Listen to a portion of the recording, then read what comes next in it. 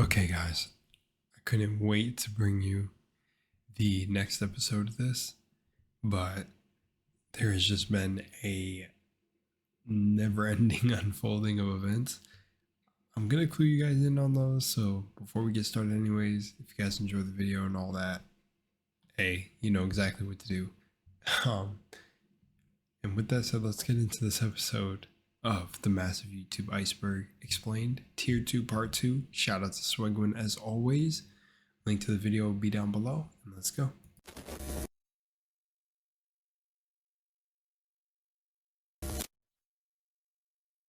Okay guys, here's the update on everything. As of right now, I don't know how, let me see how low I have to talk. I don't wanna wake up anybody. Okay, I already took a lot of time recording that part, but I'm gonna redo it. So essentially the follow-up from when my roommate's car was attempted to be stolen, everything died down. A detective ended up getting in contact with my roommate and telling her, hey, one of them is in jail right now, sitting in jail, but it's a part of a bigger whole.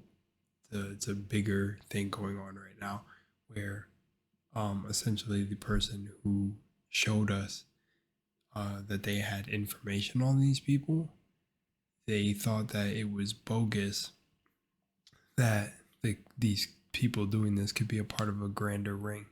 Turns out they are a part of a bigger ring that do this.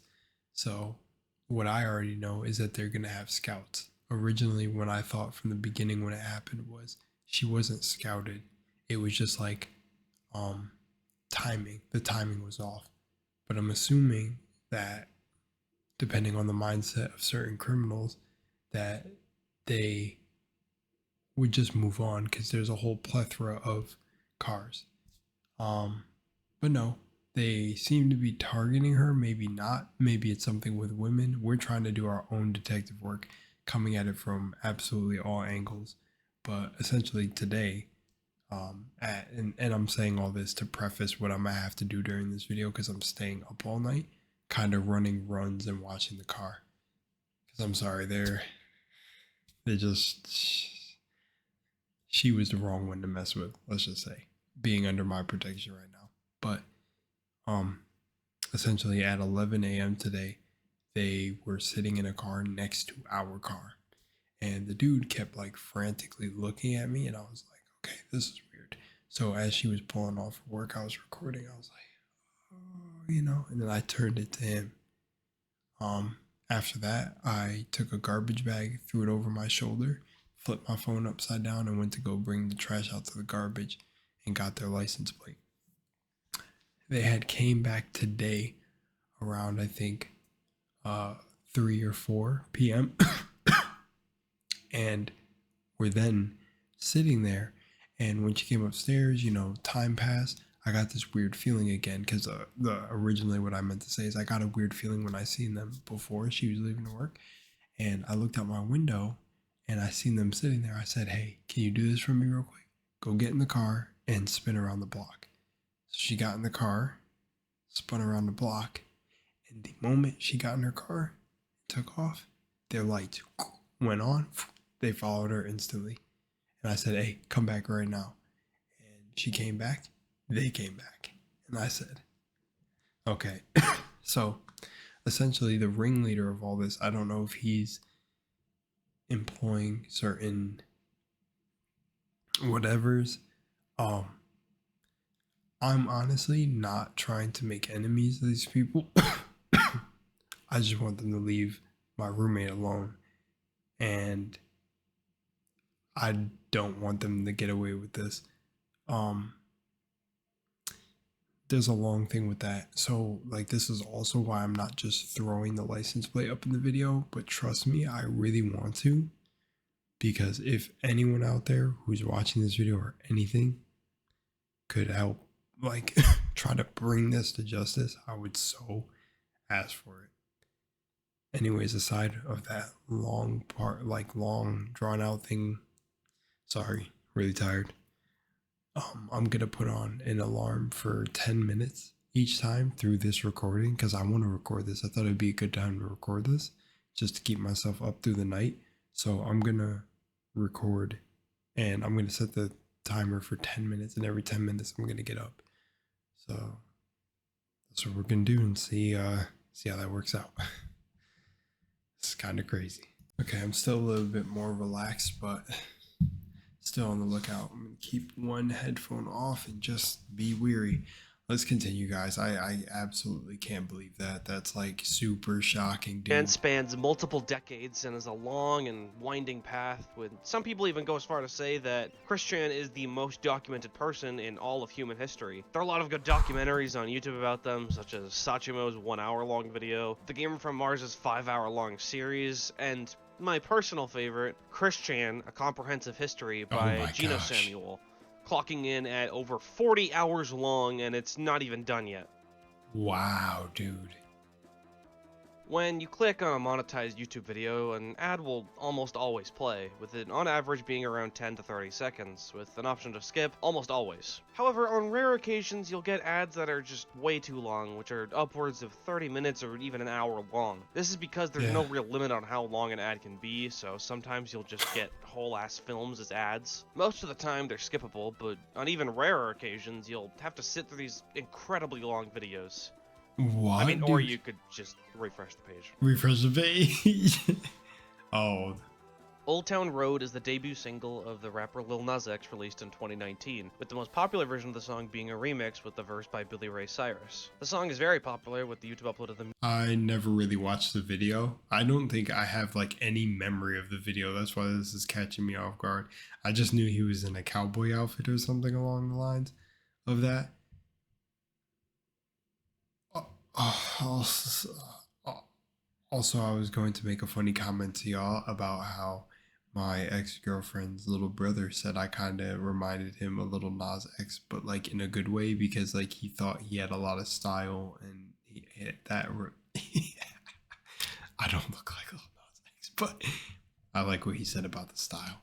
Much respect. Music video reaching almost 1 billion views. The song is a mix of country and rap, which led to some controversy as Billboard Top 100 barred it from entering the country charts. This led to accusations of racist undertones as their company. After the release of Old Town Road, Lil Nas X became one of the most popular musicians of his time.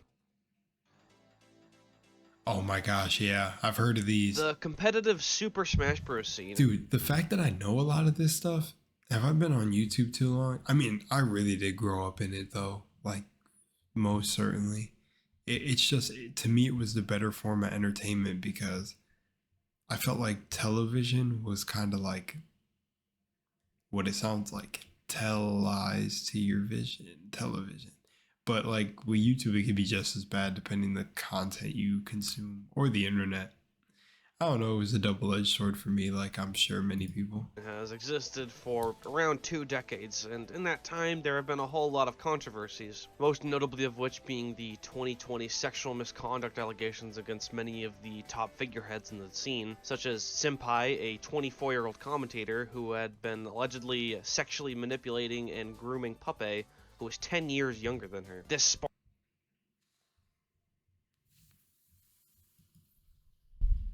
a 24-year-old commentator who had been allegedly sexually manipulating and grooming Puppet, who was 10 years younger than her. This 10 years younger.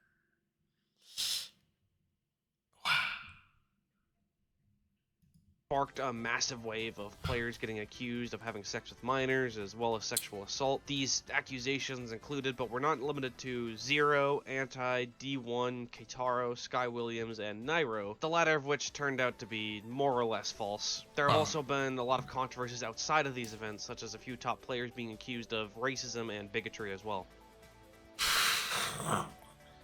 Wow. I mentioned this guy a couple times in the last episode, but I never actually explained who he is. For those of you who somehow don't know, Chris Hansen is the host of To Catch a Predator, a segment on Dateline NBC that ran from 2004 to 2007. Basically, Chris and his team pose as children under the age of 18 and chat with predators online so that they'll take the bait and meet up with the supposed child, only for Chris to pop out from behind the doorway, which is when he'll ask them to have a seat and talk to them about what they're doing. Re-uploads to the series on YouTube are wildly popular, and Chris's image has become a popular reaction image to pedophilic situations. He also has his own YouTube channel where he hosts a podcast called Have a Seat with Chris Hansen, tackling different topics, most notably his coverage of Onision. He landed on the brand.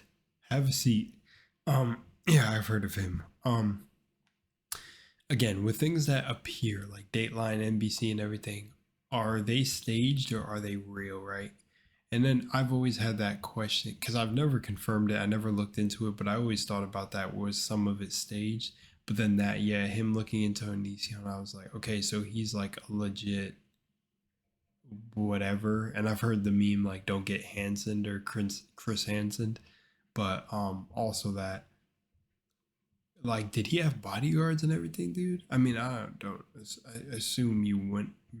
I don't know. Like, I feel like there would have to be some sort of protection going down a path of like doing something like this. I mean, yeah. On which I I don't already know. covered. The gummy bear. Oh my. Here's one thing you need to do. Yeah, one thing I'm about to do before we hear the gummy bear song. This song, dude. Gummy Bear, also known as the Gummy Bear Song, is a music video uploaded by YouTube user I Can Rock Your World. The song was created for use as a ringtone in 2006 and became very popular on sites like YouTube and MySpace. The original version of the song was German and has since been translated into over 30 languages, which I feel like is something not a lot of people mention when talking about this video. Yeah, Like, that's they a don't. lot of fucking languages. Anyway. Dude, I like Swagwin, bro. He feels like me, dude. I feel like this whole me watching the series, this whole like is like synchronicity, and I'm so appreciative that he gave me permission to watch it because it feels so much better to just watch it and vibe and like no stress on your shoulders from people going to slide by your videos and be like, you're fucking stealing content, you fucking nerd, get the fuck out of here. Worst content on YouTube, you fucking spam channel. No one has called my channel a spam channel. I do too much variety content, but essentially, dude, I know they're thinking it. Anyways, Gummy Bar, as he's officially known, has Gummy reached almost Bar. 3 billion views and has even had his own movie titled Gummy Bar, The Yummy Gummy Search for Santa. Wow. What the fuck?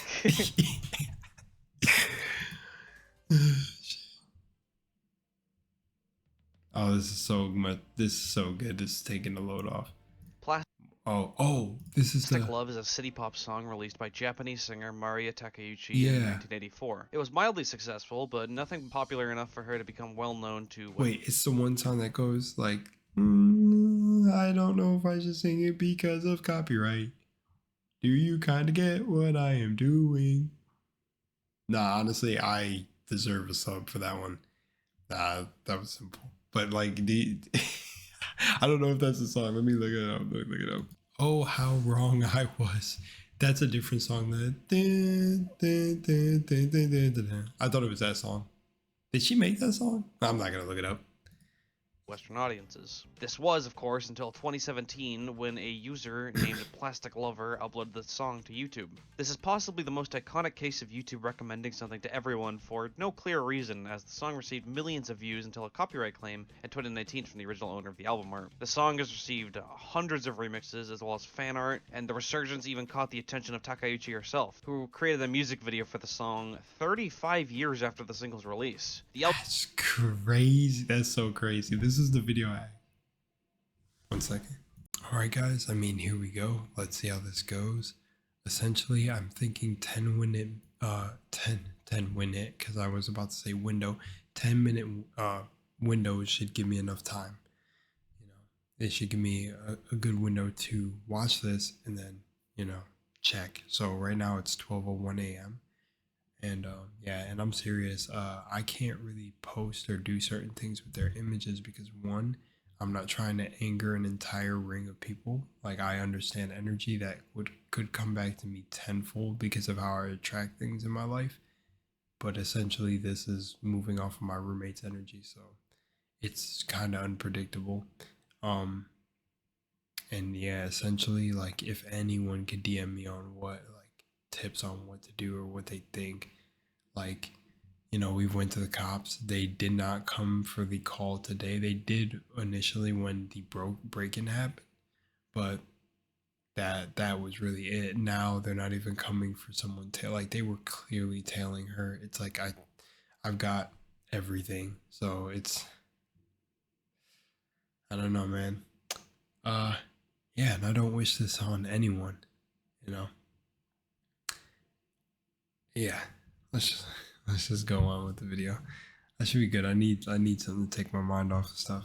All right, we're gonna start the timer and then like play the video and go. Hello and welcome back to the YouTube Iceberg. This is part 2 of tier 2, so if you haven't watched tier 1 or tier 2 part 1, then I would recommend watching those first. The Let's playlist will be in go. the description as well as at the end of the video. Or don't watch the first 2 parts, I don't really care. Either way, you guys already know the drill at this point, so let's get right into it. Righty. Hey. Oh, yep.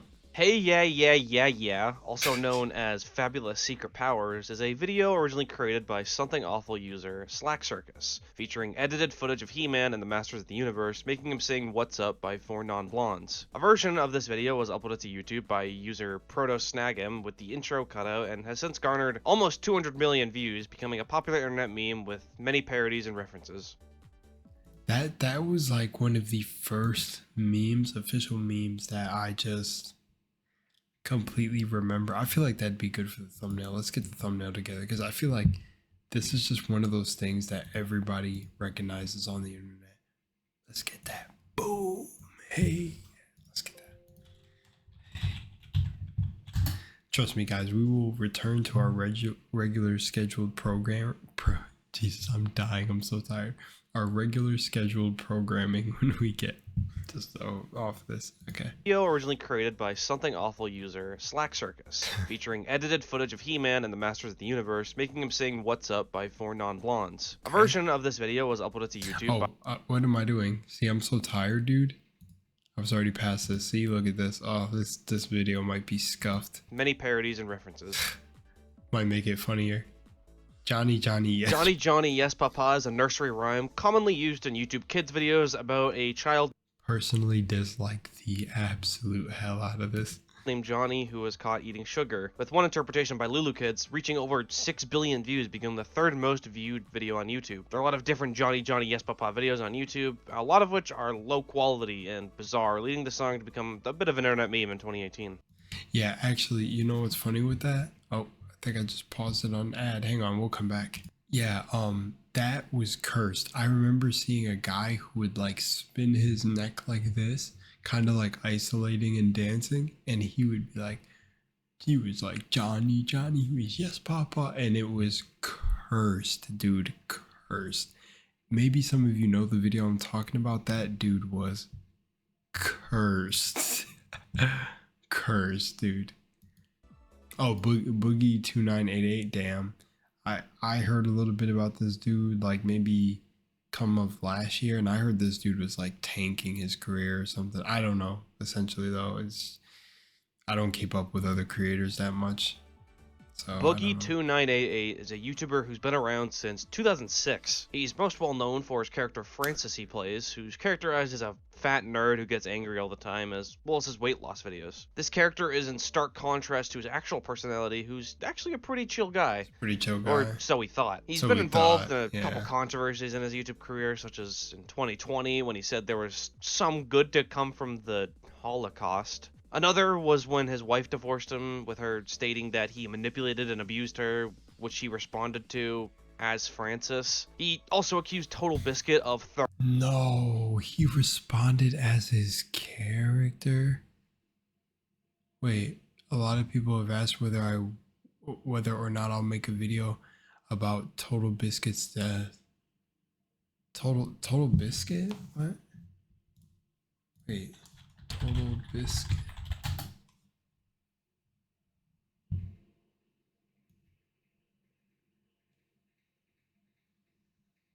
Wait. What happened to him? 33. I've heard of this guy, but I don't remember him.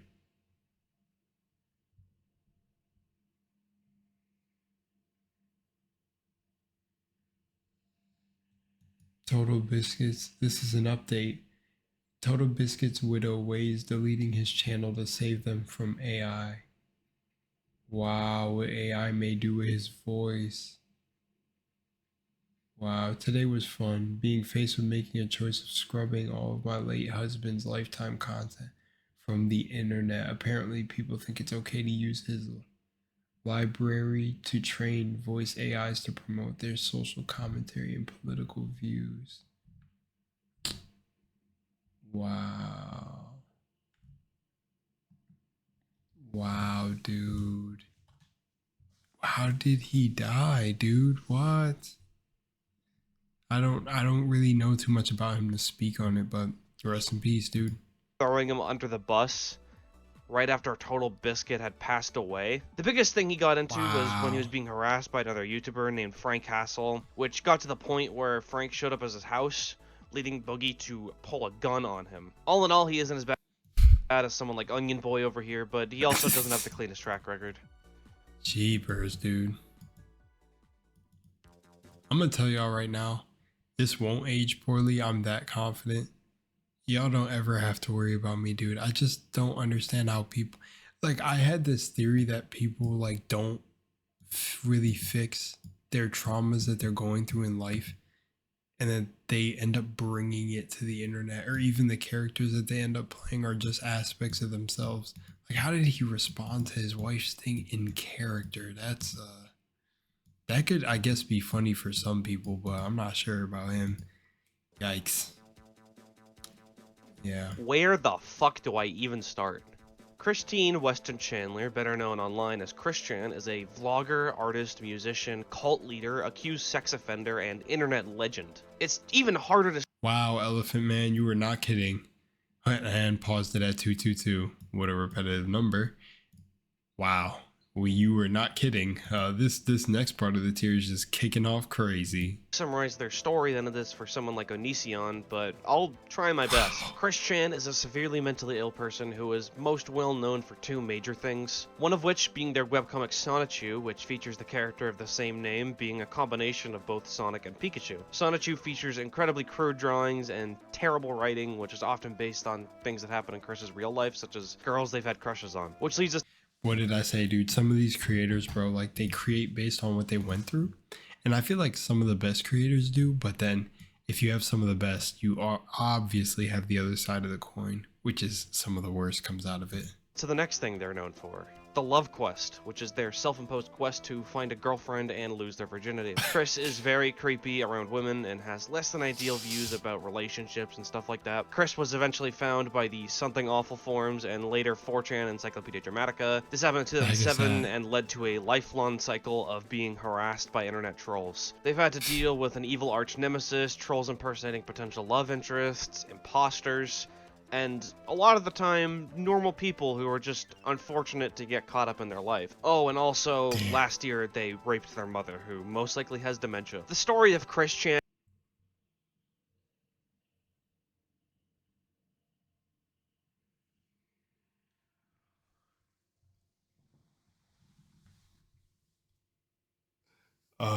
Swag, just in case, by the way. Well, I mean, when you made these videos, you made them a year ago, so you probably didn't know, but damn, and I'm too lazy to bleep it out, honestly. You gotta be careful with that. Throwing the gamer. There was a gamer word in there, not like the gamer word with the ER, but RAPE. That's yeah.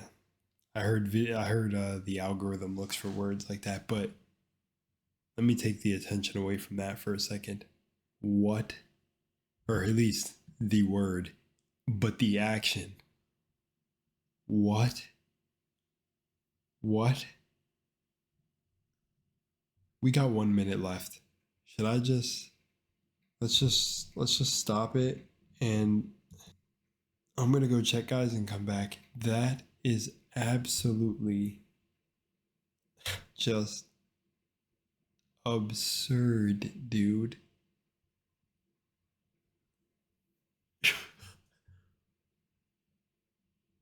You can't write this.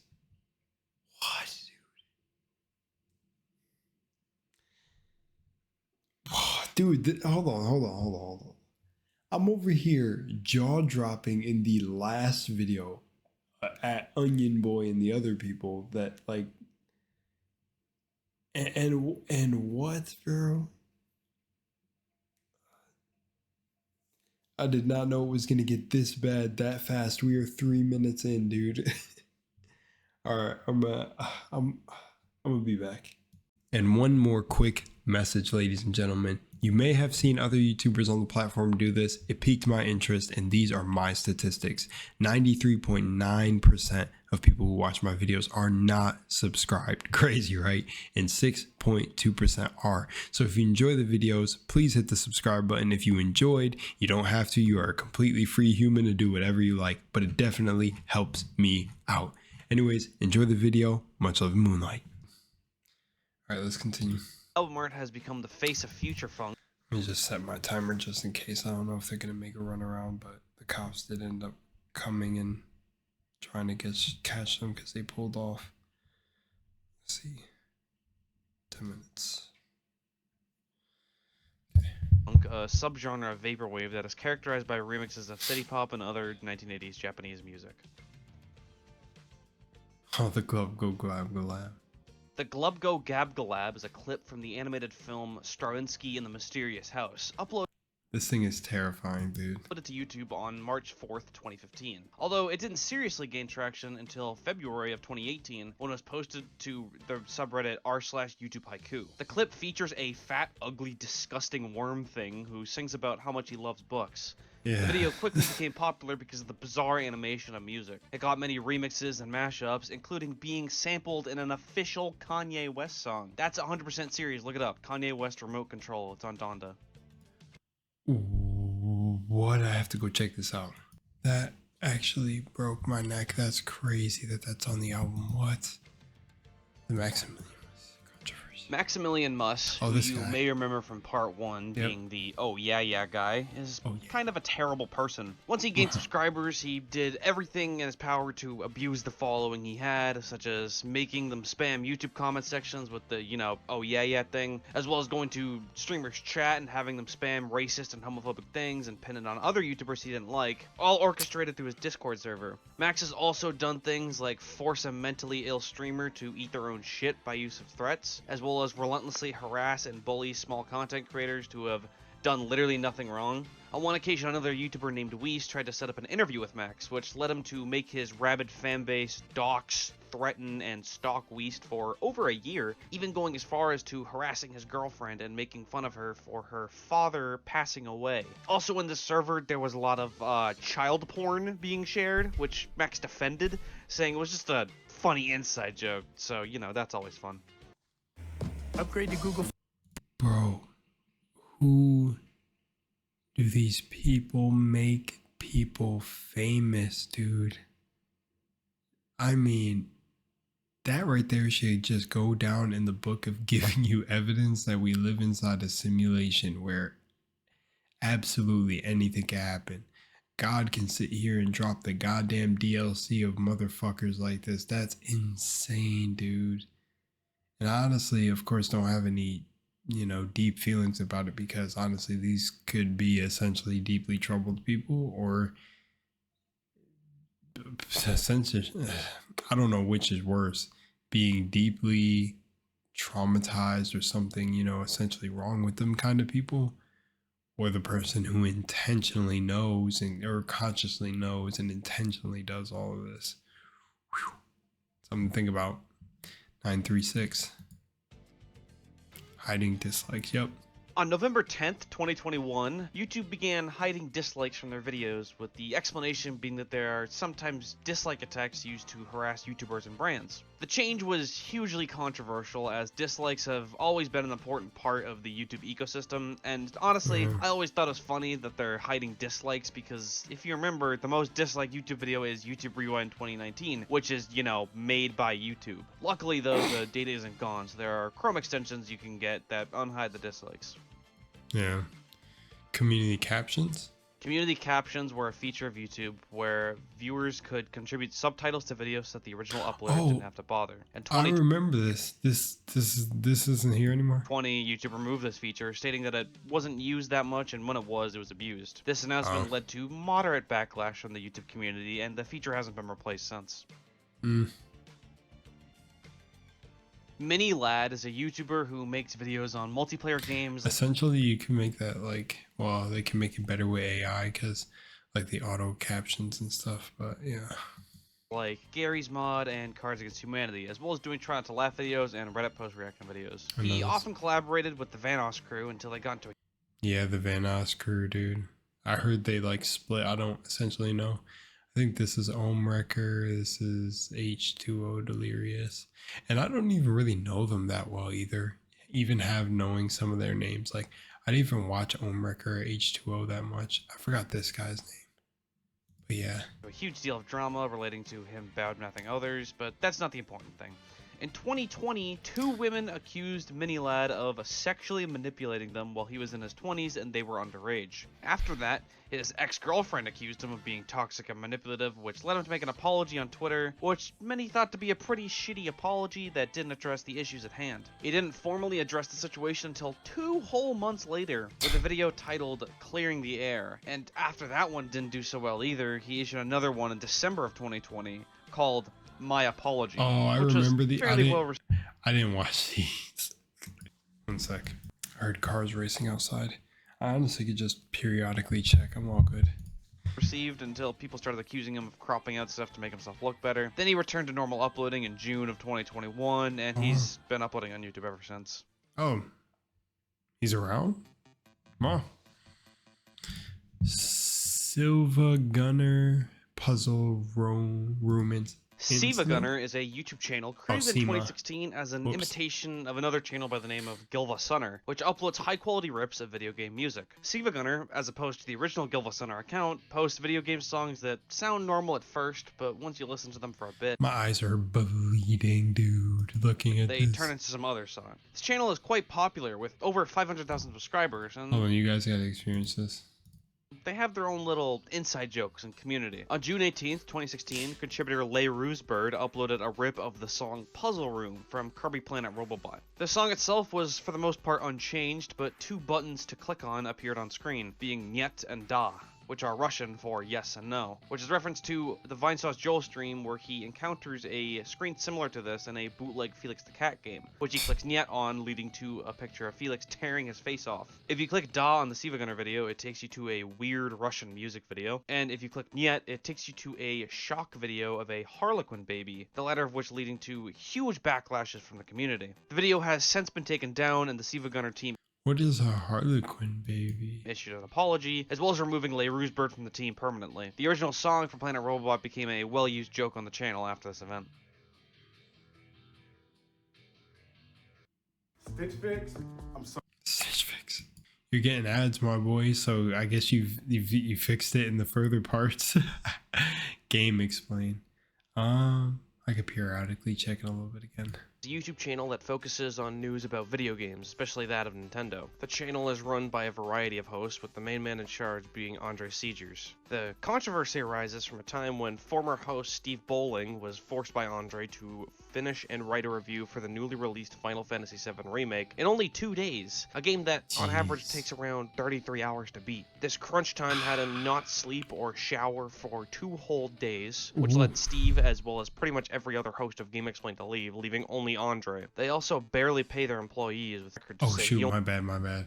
I paused, but he said essentially, here, I'll just play back because I didn't mean that.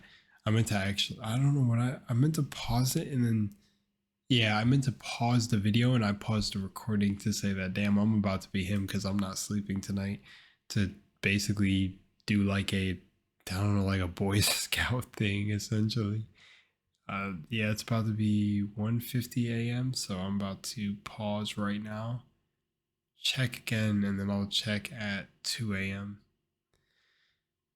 Yeah, guys, this is actually one of I'm not gonna lie, Elephant Man, this is making for a good series because unlike Wendigoon series, when I watched the conspiracy theory Iceberg, like, you know, I'm not dropping too much metaphysics and spiritual stuff in this yet. I'm pretty sure it'll come within due time. I'm kind of keeping it relatively calm because, you know, I don't want anyone new to the channel to think I'm completely insane, but essentially we'll get there. We'll go down the rabbit hole. I do not mind, but Yeah, this is actually, you know, chalking up to be a really good video because honestly, you guys are watching me literally go through a period of time.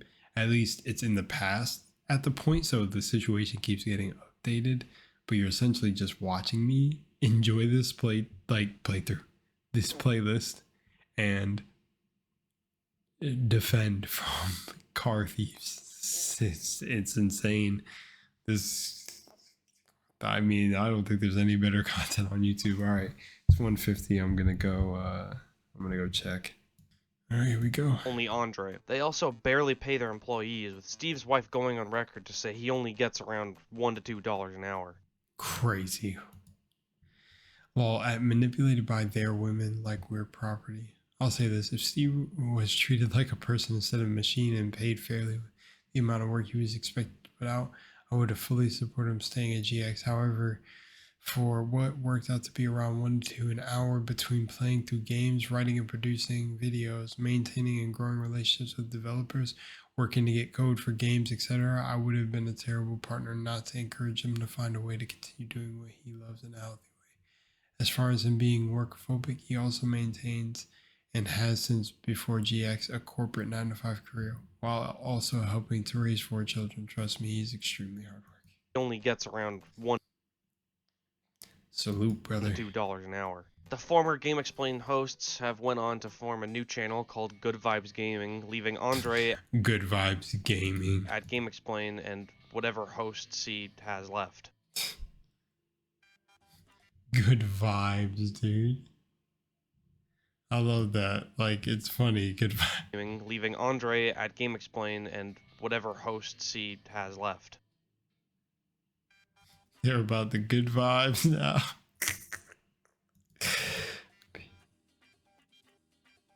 Oh, the first apocalypse. More PewDiePie drama. In February of 2017, the public began noticing an odd trend with PewDiePie's videos, noting anti-Semitic and just generally hate speech-filled contents. Most notably of these were a video where he was browsing Fiverr, an online marketplace where people allow themselves to do small one-off things for very low prices. To test this out, he paid 2 Indian men to hold up a sign saying "Death to all Jews" into a camera. While racism wasn't the original Whoa. He paid them?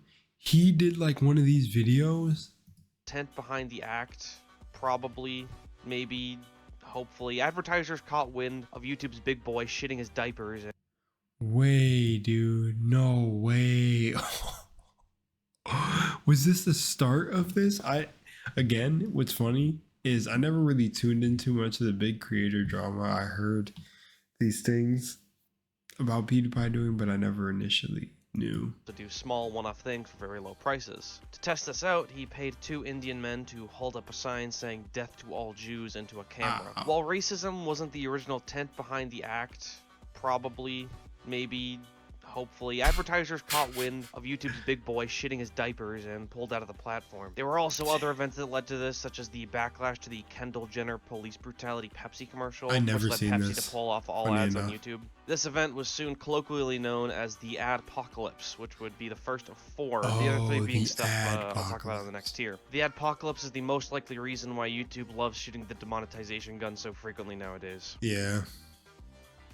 Oh, TanaCon. This Tana is Mojo is a Tanamojo, YouTuber who yeah. does a variety of content. She's She's fairly remember her, popular, having about 5 million subscribers. However, she was apparently not popular enough to be a featured creator at VidCon, an annual convention held for YouTubers and other internet creators. She was personally offended by this, and in response she created her own convention called TanaCon, which ran at the same time in a close area. TanaCon was a fucking disaster, as she grossly underestimated the amount of people who would be showing up to the event, and also didn't plan it until under 2 months before it was supposed to happen. The line was insanely long. People sat outside on a summer day in Southern California and got sunburns, and then when you actually got to the convention center, there was nothing to do. It was super crowded. There was no food. It's just considered to be one of the worst fan conventions ever held, which is honestly saying a lot because it's competing with shit like DashCon and Rainforest.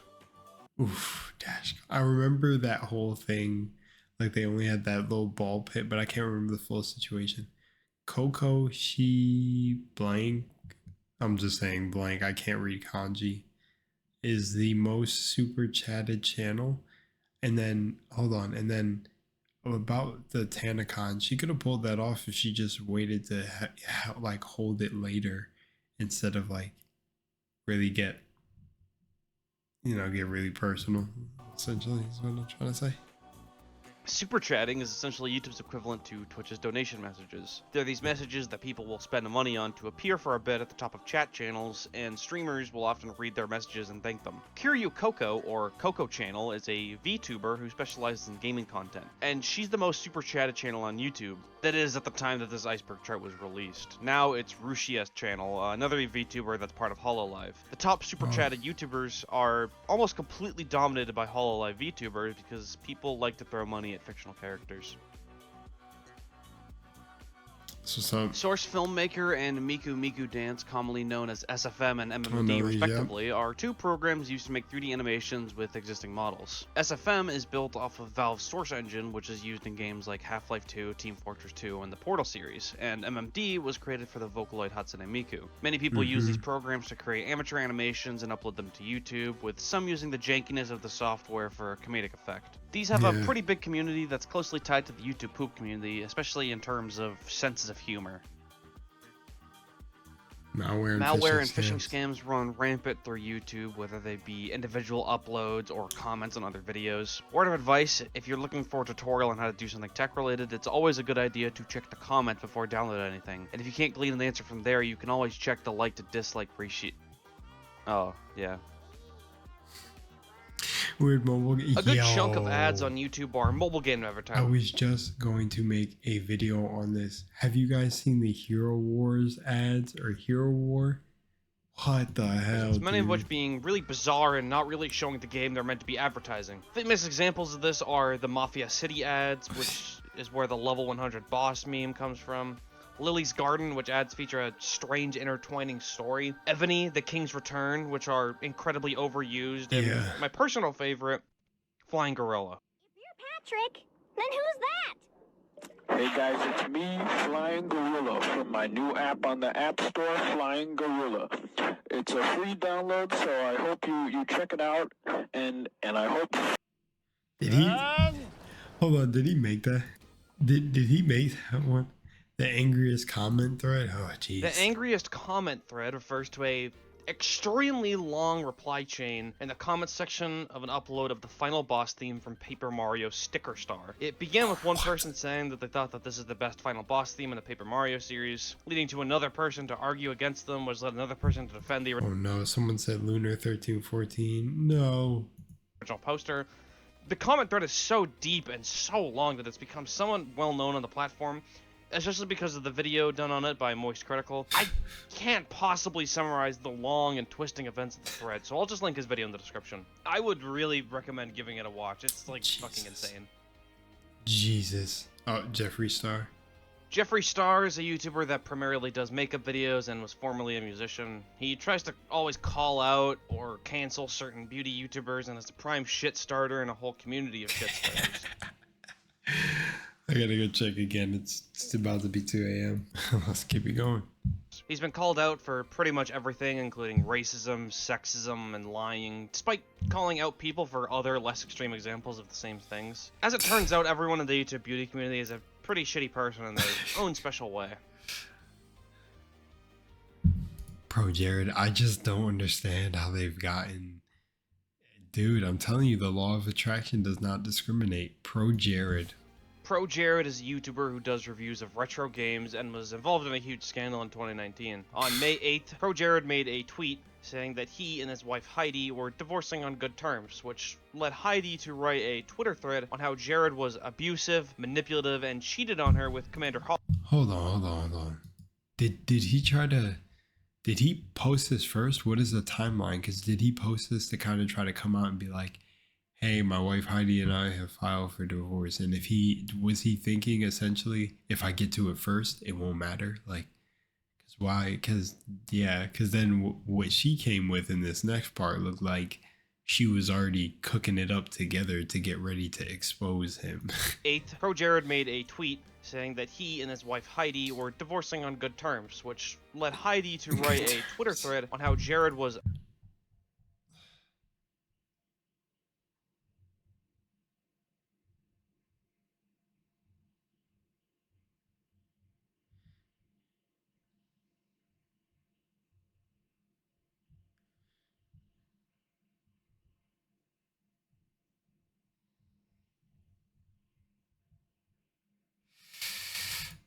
abusive, manipulative, and cheated on her with Commander Holly, another YouTuber. On the same day, he faced even more controversy from being accused of soliciting sexual photos from fans, 2 of which being under the age of 18. Jared responded by saying the marriage was an open relationship, which Heidi said they tried polyamory at one point, but had shut it down later. Jared faced insane amounts of public backlash from this debacle, losing around a fifth of his total subscriber count. However, in August of 2019, he issued a formal video dispelling the allegations. The reason that he hadn't responded in all that time is because he was dealing with lawyers. As it turns out, he did exchange nudes with fans, but none of them were underage, which is still kinda weird, and Jared acknowledged that, but hey, at least it wasn't grooming minors. The response to the video was generally positive, and he still uploads to YouTube.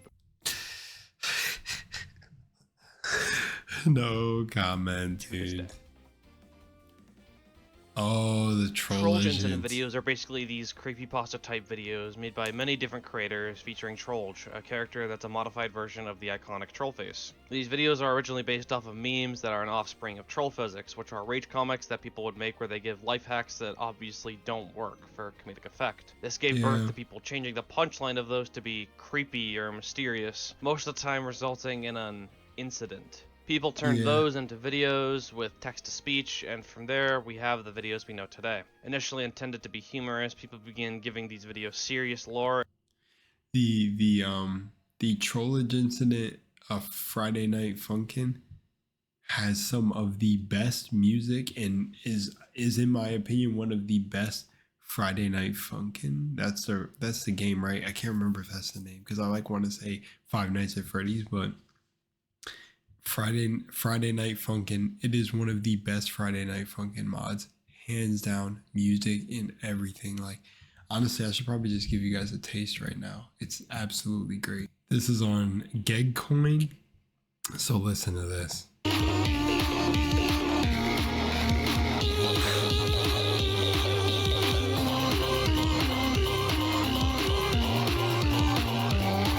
it's so sick.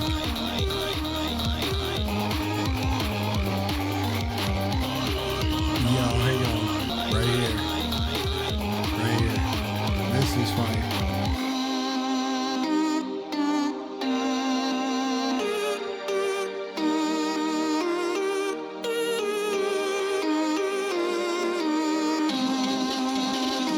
It was so sick. Okay, wait. I was paused. After this, we're going to get back to the video. This is the mod where he ended up finishing the rest of the story. It is deep, as you can see. I didn't know it was this deep, but cutscenes, everything in music. And look at this part right here. This is on Community Games channel, so shout out to them. Look at this part. This song is one of my favorite from when the Stairway to Heaven trollage thing was introduced into it.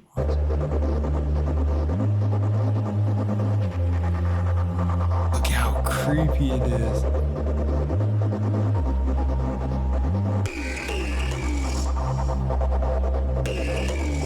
Watch how dope this is.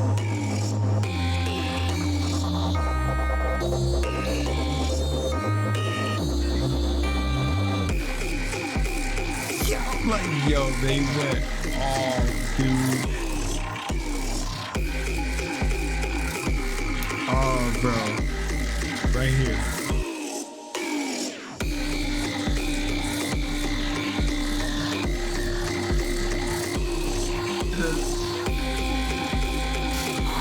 Hold up.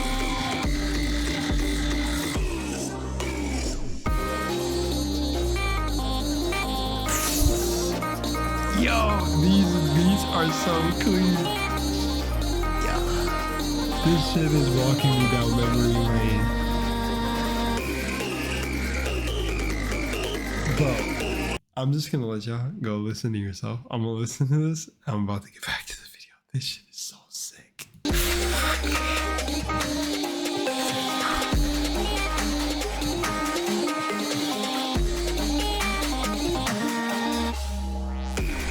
Oh my gosh, I just fucking geeked out. I'll be right back. Let's keep going, guys. And putting a lot more effort into these videos than once thought. Doki Doki Literature Club Doki mod. Doki Literature Club is a game released in 2017. It's a pretty standard visual novel where you, the protagonist, enter into a poem writing club with 4 of your female classmates. In the game, you write poems and talk to your friends, and nothing bad happens ever. However, there's a very specific community on YouTube dedicated to making these bizarre mods of the game. You see, unlike other games with high modding potential, DDLC is a visual novel, so modders must solely rely on their writing skills, which can have some pretty funny results. I actually did a bit of digging for this entry and came across this mod called Maltese Insanity. It had Filthy Frank, Shrek, Elon Musk, and like, what the fuck? This video had under 5,000 views when I found it, so I'm not sure if this is the kind of content Potted Plant was thinking about when he made this Iceberg. I thought it was weird enough to give a shout out to anyways. Dream. Mask is a song released by popular Minecraft YouTuber Dream, released in 2021. It's meant to be a song about his struggles with anxiety and ADHD, as well as feeling like he doesn't belong. The song and music video have been criticized, like, a lot. The lyrics are incredibly shallow, and many have easily interpreted it as Dream telling his audience of young children that you shouldn't take the meds your doctor prescribes to you to feel normal. It's pretty funny because the video identifies said pills as normal pills, and the doctor's prescription reads, "You are not normal." The quality of animation is also subpar, as you can probably tell by now, since Dream hired a team of people known as Fire Productions, who literally only do Minecraft stuff and have no experience in whatever art style that's supposed to be. 2 months after Dream posted the music video, after the dust had settled, Dream quietly took the video down from YouTube. Aw. I could feel like that a little bit. Harassment campaign against Hiryu Coco.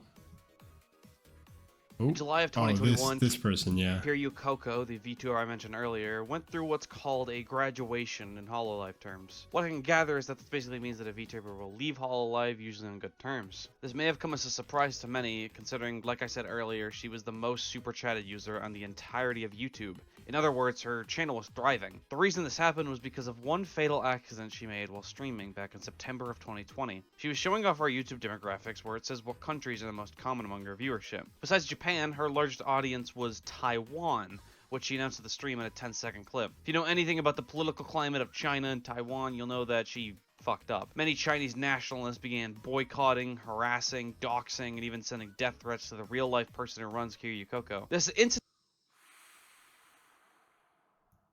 got so bad that it even led Japanese officials to hold a governmental meeting regarding the matter. Afterwards, HoloLens Okay, that's just unfortunate. Damn. completely pulled out of China, along with any collaborations with Chinese companies, and they terminated all VTubers who lived in China.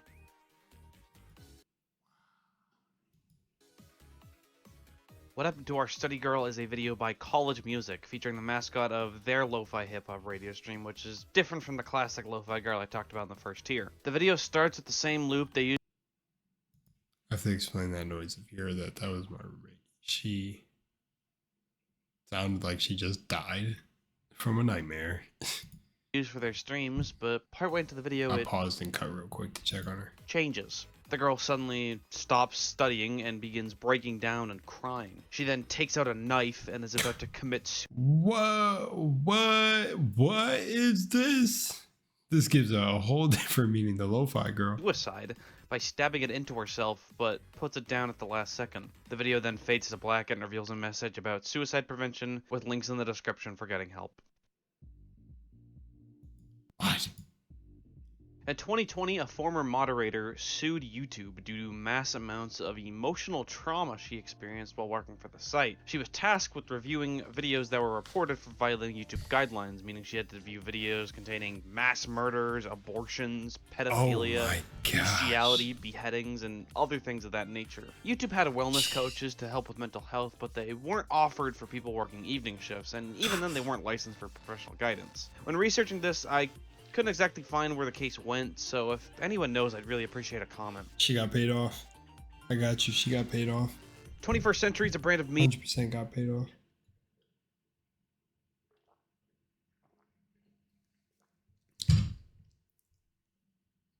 that most likely falls along the YouTube poop family tree. Originating from iFunny, these videos are bizarre and often use loud meme sound effects, old vines, and whatever random ass sources they can find. These videos function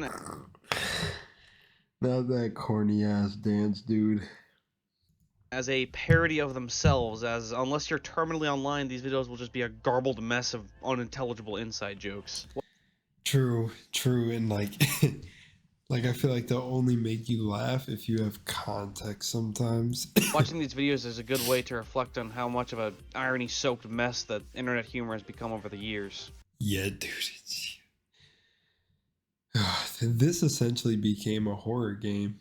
Choo Choo Charles. But without a, not a car, it's a train. Oh my god, void memes, dude. Void memes are a type of video that are closely related to the 21st century humor stuff I was just talking about. Basically, Closely related to biblically accurate angels. it starts out with a video that seems pretty normal at first, usually a TikTok or a Vine. This does not seem normal, dude. I think there was the most normal sense of sarcasm I ever sensed from you saying that over this clip, dude. And then randomly the audio cuts out and the Did they have to draw this?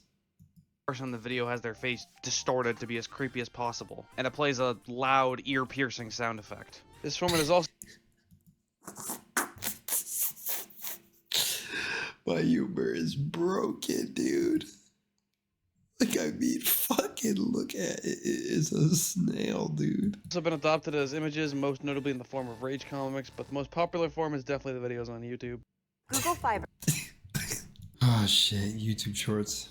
YouTube Shorts is a subsection of YouTube officially introduced in 2021. The feature essentially turns YouTube into TikTok with 15 to 60 second videos, and just like TikTok, the feature is best suited for mobile devices as all the videos are in portrait mode, although you can still watch Shorts on desktop as well. The beta was first launched in India September of 2020 due to the Yeah, this isn't well received from YouTubers from what I've seen. There's, of course, everybody trying to capitalize on Shorts views and making Shorts go viral. Hey, if it works for you and everything, dope. Do what works for you. And hang on, I'll come back and say more. Essentially, guys, it's been calming down. The night seems pretty chill. I'm assuming they gave up for the night, but I'm still going to do checks here and there. I think I'm going to try to get through a bigger portion of this video, then go check. Yeah, and then we'll just see. But yeah, Shorts, essentially from the YouTubers that I connect and talk with, they don't really like Shorts. And I understand, from a personal standpoint, it's just annoying to kind of see them. For some reason on my PC, they're glitchy as hell, and I don't know if that's for anyone else. It'll play one and then skip to the next, or when you try to go back to one, it'll skip. I don't know. My algorithm for the Shorts are usually good right now, revolving stuff I like, but then it'll go out of whack very quickly. Some of the stuff you find on Shorts is strange. the Indian ban of TikTok in the same year. YouTube Shorts has become TikTok's biggest rival with over 15 billion views daily. Wow, that's insane. Yeah, let me know what you think about Shorts down below. I don't know which this is. Very specific kind of channel on YouTube that takes in stories from anonymous submitters. These channels will then narrate and animate them based on the best submissions. These stories are often really bizarre and in some cases just fucked up. I got introduced to these videos through a tweet someone made about a video called I am breastfed at 16 by a channel called Share My Story, which I really wish I didn't see. Other videos on this channel include My Dad's Girlfriend is Younger Than Me, I Have 10 Kids at age 18, and I Am Wearing Diapers at 17 years old. And this is far... I mean, if you guys ever want me to watch those videos, just drop it down below. Alright, let's go. Far from the only channel that makes this kind of content. Now don't worry, as these stories are probably fake, hopefully, but that doesn't make the kinds of lengths these channels will go to for clickbait any more fucking insane. Pyrocynical. Oh yeah, Pyrocynical. Pyrocynical is a YouTuber who does commentary videos as well as long-form video essays. In 2020, a Twitter user known as Ivory Ramses claimed that Pyro had groomed him when he was 15, with Pyro being 4 years older than him, and that he had sent him a lot of NSFW and fetish-related content. Many people didn't really buy it, saying that the Discord messages easily could have been faked, or that the account that was messaging him wasn't actually pyrocynical. However, 2 weeks after the post, Pyro uploaded the video addressing it. He said that the conversations did actually happen, but he never actually sent any sexual imagery, nor was there ever any grooming, stating that their conversations were limited to fantasy roleplay. He also proved with evidence that Ivory had lied about his age and never disclosed the fact that he was 15. All in all, Pyro dispelled all accusations, proving himself innocent, although unfortunately, he still had to stand in front of his audience of millions of subscribers and reveal himself as a furry fart fetish role player, which kinda sucks.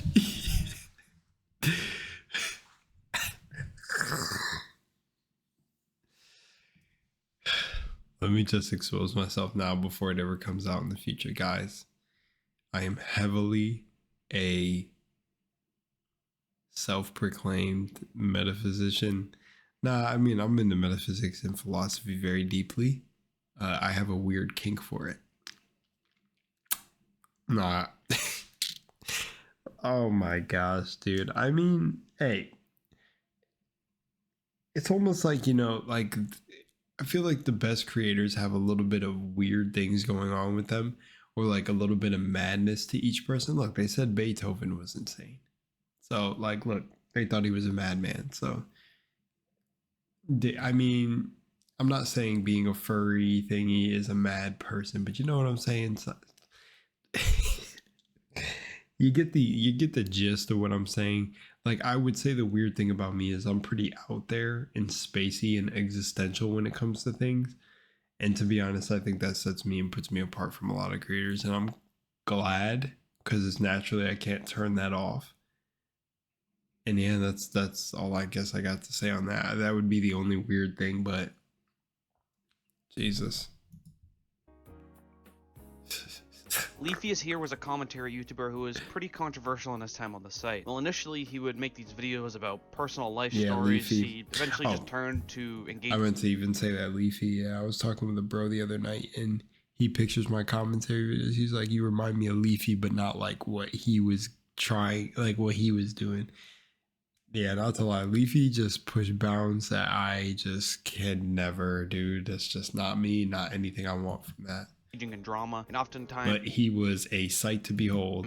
making videos about just random kids on YouTube. This led him to get a lot of criticism and even got his own content cop, and in December of 2017 he stopped uploading, saying he hated the changes YouTube was going through. In March of 2020 he returned to YouTube to make fun of iDubbbz for letting his girlfriend start an OnlyFans account, and throughout the first half of 2020 Leafy would continue to inconsistently release videos relating to current YouTube drama until August 21st when his channel got suspended for violating YouTube's policy on harassment and bullying. He then moved to a second YouTube account, which was suspended 2 days later. Then he moved to Twitch, and he also got suspended there too. He pointed fingers at Pokimane and the H3 Productions for getting his channel shut down, but both denied involvement. It almost makes you question if Leafy was ever here to begin with.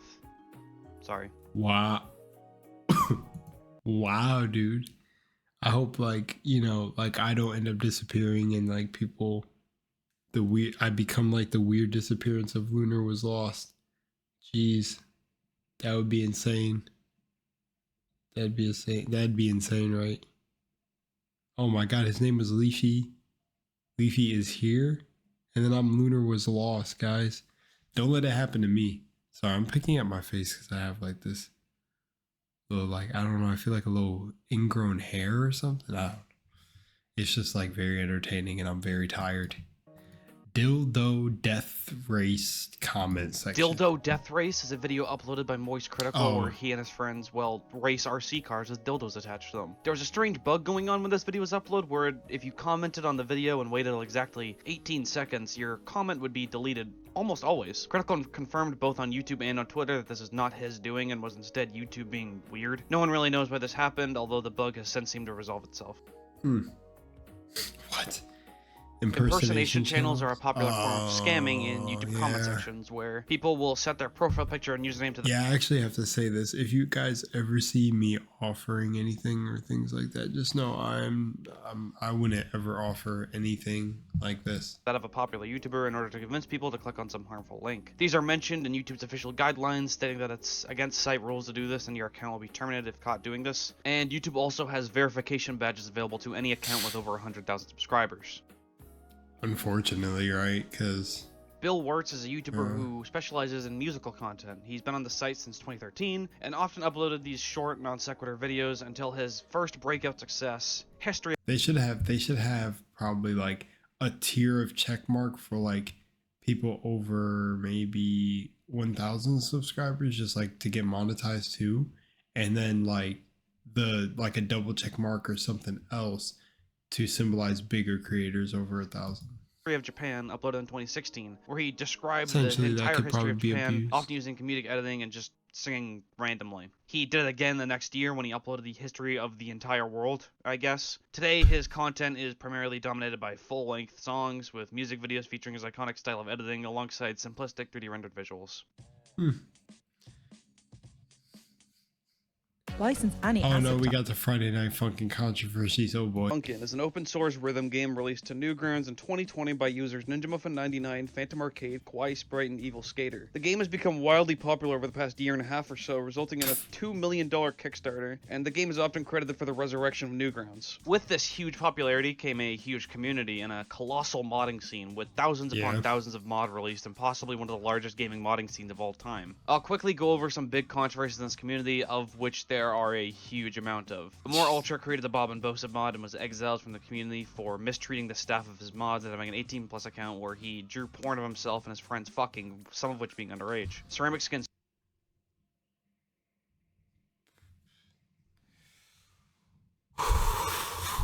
Get out. Studios, creator of the Brightside mod, was alleged to engage in erotic roleplay with minors. Revy, the director of the Sonic.exe mod, was revealed to groom multiple people as well as lying and manipulating the community. The Sky mod, created by BB Panzu, was removed from Game Banana after people started making porn of the character, who was created by BF's wife Forever, an underage girl. The Versus VTAN mod was created by an anonymous 4chan users and features racial and homophobic slurs as well as lolly porn snuck in there by one team member. Speaking as someone who casually follows the game, it's possibly one of the worst fan bases a minor with unsupervised internet access can fall into. And to think it all started from a fucking Newgrounds Flash game.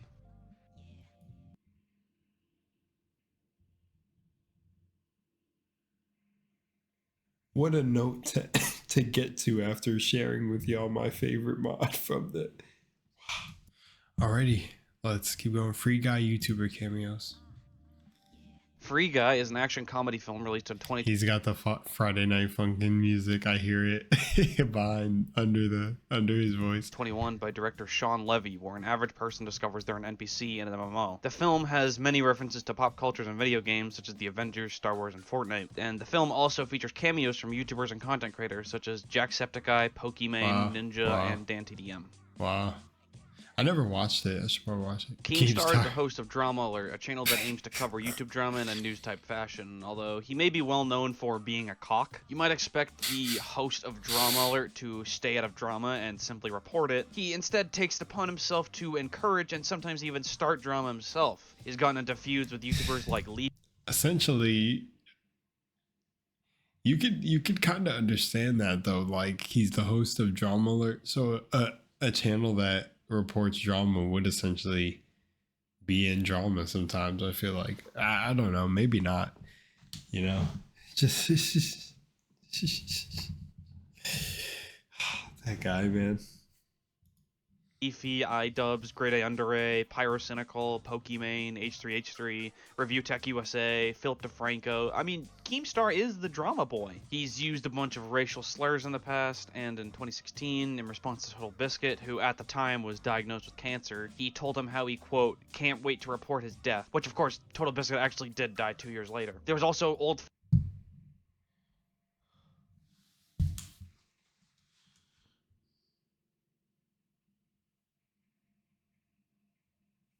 Wow.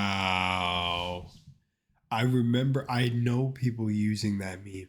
Can't wait to report your death. Haha, like that whole thing. And now I get why people show that clip. Insanity. Footage uncovered of Keemstar encouraging I'm single-handedly telling you guys, stuff like this makes me just want to like get off the internet and just live my life, because essentially, right, I like being a content creator to connect with people. That's really it. But some of these people that become huge just seem like, I don't know.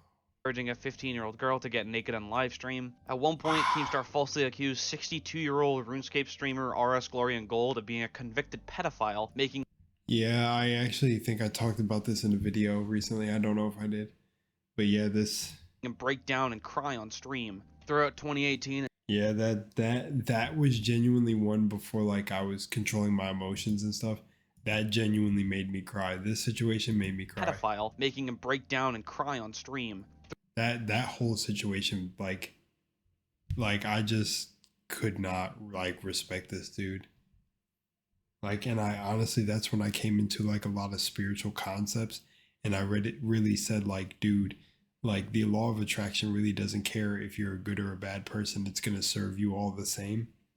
So potentially, if he consciously is aware of what he's doing, like, he knows it's going to get attention, dude. And honestly, at the end of the day, I guess, like, you can't really hate the grind. You can, like, respect his grind and respect, like, that he was consistently just being that character, essentially, I guess. But you don't really have to respect, like, the moral choice. You know, like, you have your own view on it. But, like, I could respect the hustle because he kept doing it, and I would never be able to keep this up this long because I'm just not that type of person, dude. I just can't get on video and say something like, can't wait to report your death. Like, dude, no. That anytime I get super real with someone and really just, like try to make them see a better light, like, I go at people hard, but it's like a real thing. It's not like that. Like, I hope you guys get exactly what I'm saying. It's kind of like if like that real friend that's gonna keep it real with you. I'm like that. So it's like I've said, like, harsh things to people sometimes, but not like this. Seems like just for the sake of, like, attacking them or feeling attacked. Like, you know, I don't know if I'm saying that right. Maybe I'm too tired. Throughout 2018 and 2019, when Etika was having a mental... Then this. I always say this. I've talked to Etika literally once in TeamSpeak. I got his TeamSpeak a long time ago when I was very young, like 14. And let's just keep it short. This dude was really, at least from my perspective, a really cool dude, bro. Mental breakdown. Keemstar would often make fun and of... when I saw what happened during this situation, I don't know, felt weird. him, calling him A lot of these situations just make me feel weird. a nut job, and calling anyone with mental illness weak, and even at one point asking Etika why doesn't he go jump off a bridge, which eventually he did. All in all, Keemstar is just a terrible person who doesn't deserve the following he has. Oh, the Satan shoes. Oh, His yeah, promotion whoops. for his song Montero, which featured satanic imagery including pentagrams, inverted crosses, and a drop of real-ass human blood. This obviously led to a lot of controversy from religious people, and many people fired their anger at Nike, boycotting them, despite the fact that it wasn't an official Nike product, and instead was designed by a modification company known as MSCHF. This led... Please don't make fun of me, but I didn't realize it's supposed to be mischief till now during editing. Oh, dude, I didn't even realize that either. Until he pointed it out, I did not even, I was just reading it as mischief. Nike to sue MSCHF and Lil Nas X, and they actually won the case. Side note, I have no idea why this is on the YouTube Iceberg. It's, like, barely even related to YouTube. True. What pretending to be crazy looks like? Oh, jeez. What pretending to be crazy looks like is a video uploaded by JCS Criminal Psychology in 2021. The video focuses on the interrogation of 19-year-old Nicholas Cruz, a school shooter who killed 17 people in 2018. In the interview, he pretends to be insane so that he'll be able to plead insanity in front of the court. The narrator does a great job of explaining how he tries to accomplish this and how the interrogator is expertly equipped to deal with this kind of shit. This video is an hour long and is one of those cases of YouTube recommending it to everyone randomly. It's a great watch and I would recommend it to everyone watching this video, but nothing. Originally in this part I talked about how YouTube took it down because it isn't advertiser friendly enough, but sometime between script writing and editing they brought the video back. So yeah, go watch it. What's it called? And how the interrogator... This video It's a great Okay. watch, and I would recommend it to everyone watching this video, but nothing. Originally in this part, I talked about how YouTube took it down because it isn't advertiser friendly enough, but sometime between script writing and editing, they brought the video back. So Sorry yeah, for go watch it. repeating that, you guys. Sorry. Rule 34 fan art of Rule YouTubers. 34 of the internet states that if anything exists, then someone will make porn of it, and that is definitely not limited to YouTubers. This is really gross. I really hope I'm not somewhere on Rule 34, but if I am, Because people will just make porn of you just because you make videos. You can look up pretty much any YouTuber followed by Rule 34, and if they're popular enough, you can find art of them with their cock Let's see. I'm good. and or titties out. This is especially prevalent in the Dream SMP community, which might have something to do with good. Dream encouraging people shipping him and his collaborators, which is a strange stance to take. What? Elsa Gate. Elsa Gate was a controversy that started around Oh. 2017, referring to those weird kids videos I talked about earlier in the Iceberg, which, Just gonna go check again, and I think we can wrap up the video. Let's wrap it up, guys. to recap, included a lot of explicit, not suitable for kids It's really content that creepy. was disguised as suitable for kids, I think I'm and gonna go included like imagery this. from popular children's media I'm gonna go like this. such as Frozen and Peppa Pig. These videos include, but are not limited to, graphic violence, sexual situations. Elsa Gate is neologicism. Neologicism. Neologicism. Am I saying that right or wrong? Neologicism. Neologism. I don't know. Referring to the controversy surrounding videos on YouTube and YouTube Kids that are categorized as child-friendly, but which contain themes that are inappropriate for children.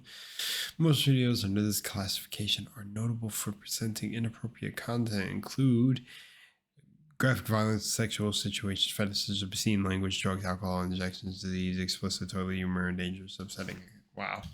Fetishes, Okay. obscene language, drugs, alcohol, disease, and a strange emphasis on syringes and injections for some reason. These videos have even made their way onto the YouTube Kids side of the platforms as they use childlike imagery to slip through the cracks. There are even also get videos that use real-ass children, such as videos from the channel Toy Freaks. Many have often stated that the rise in this type of content is intentional, and that some group of people is systematically trying to abuse and traumatize children through YouTube. In response to the intense media criticism, YouTube began cracking down on these videos and reportedly terminated 270 accounts and over 150,000 videos and demonetized around 2 million. But even with that, the problem still persists to this day.